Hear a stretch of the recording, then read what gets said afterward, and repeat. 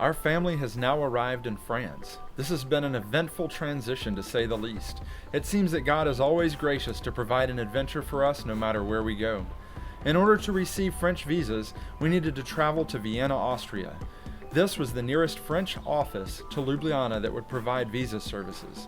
We traveled by train and stayed in a nearby hostel that provided a large room for our whole family. The process was smooth and straightforward. Once we applied, we were told it would take anywhere from 2 weeks to 2 months to receive our visa, if everything went well. We left the office and decided to check out Vienna. It turned out that God provided a tour guide for us through a connection in the International Church of Ljubljana. A Slovene friend that lives in Australia visited the church during our time there.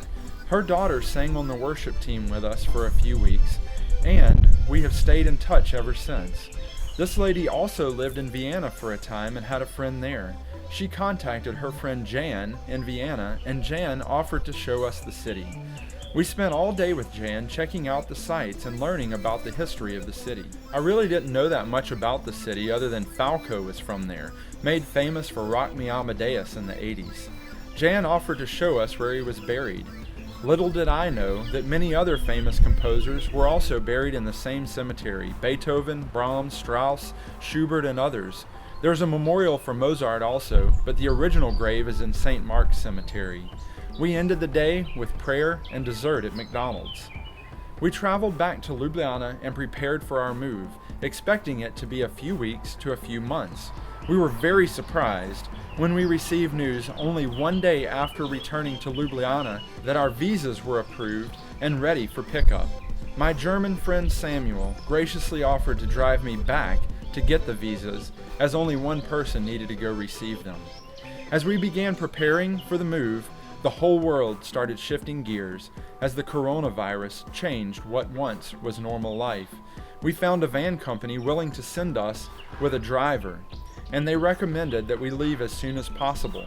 This really expedited our packing and goodbyes to our friends. This definitely brought back memories of every time we left Haiti during political unrest. Thankfully, our driver knew the best routes, and we made it to France just in time before borders started closing. I stayed in touch with our driver, and he was able to make it back to Ljubljana safely, but with extended time due to much stricter border crossings. We are now staying in the ICC office in Sanary-sur-Mer, near Marseille. The accommodations are small, but we are thankful to be in a quiet location and well provided for during this time of quarantine. Amy was able to go to the store on Tuesday morning to stock up on supplies before the increased restrictions began. The small town of Sanary still has a few convenient stores and shops that are remaining open to provide basic necessities. We are very thankful to Dan and Nancy Painter, who are our hosts here, and making sure that we have provision.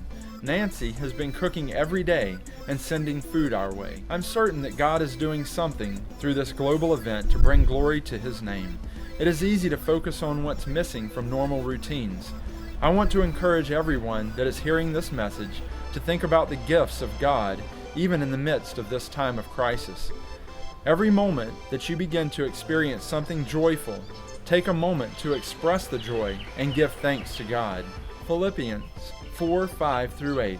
Let your reasonableness be known to everyone. The Lord is at hand.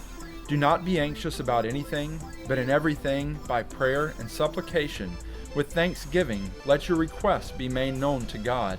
And the peace of God, which surpasses all understanding, will guard your hearts and your minds in Christ Jesus. Finally, brothers, whatever is true, whatever is honorable, whatever is just, whatever is pure, whatever is lovely, whatever is commendable, if there is any excellence, if there is anything worthy of praise, think about these things.